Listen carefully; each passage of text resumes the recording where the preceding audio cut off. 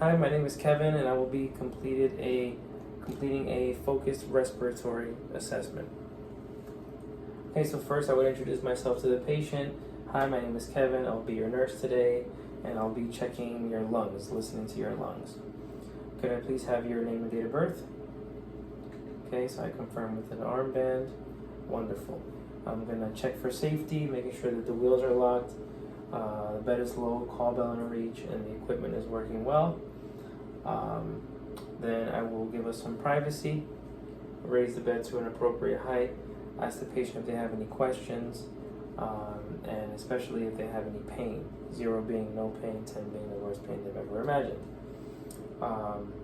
And at this point, I would ask them a few assessment questions, a few background questions on respiratory, such as if they smoke, if they have any family history of respiratory problems such as COPD, if they experience any shortness of breath, if they have any allergies, or if they even have any respiratory issues like asthma, for example, or if they have any triggers at home where they realize that they could be experiencing a respiratory issue.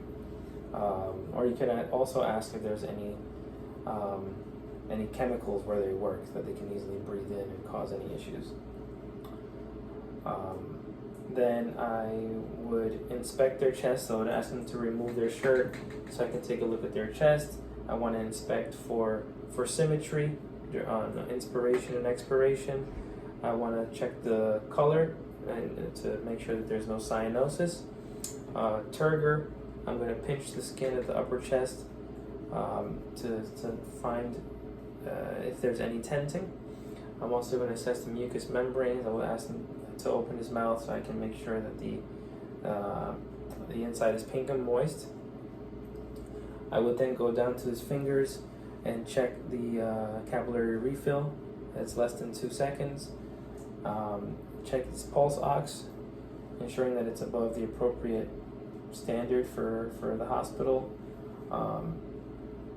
And then I would listen to his lungs. Okay, so shirt is off, right? And I'm going to listen to 8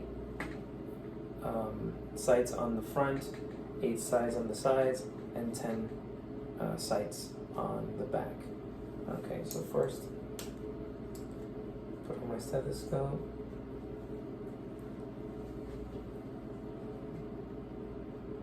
Okay, I'm listening above the clavicle, bilaterally, moving down the chest wall.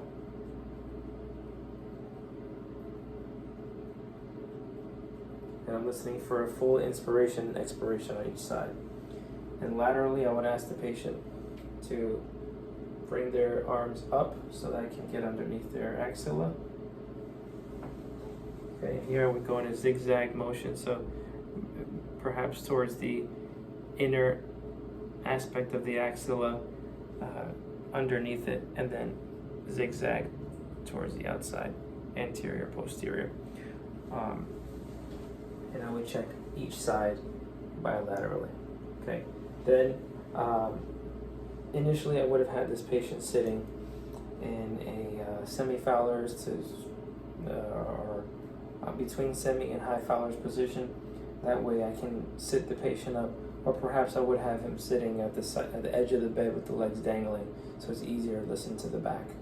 Right. So let's say I'm flipping him over to the back. Now here I'm going to listen to 10 sites. Okay.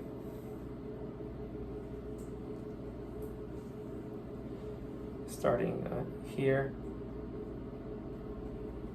at the very top of the shoulders, and then moving down. And here's where you can hear the lower lobes best. Okay, so that's 10 sites on the back. Okay, then at this point, and when I'm listening, listening to ensure that there's no adventitious sounds like wheezing or crackles.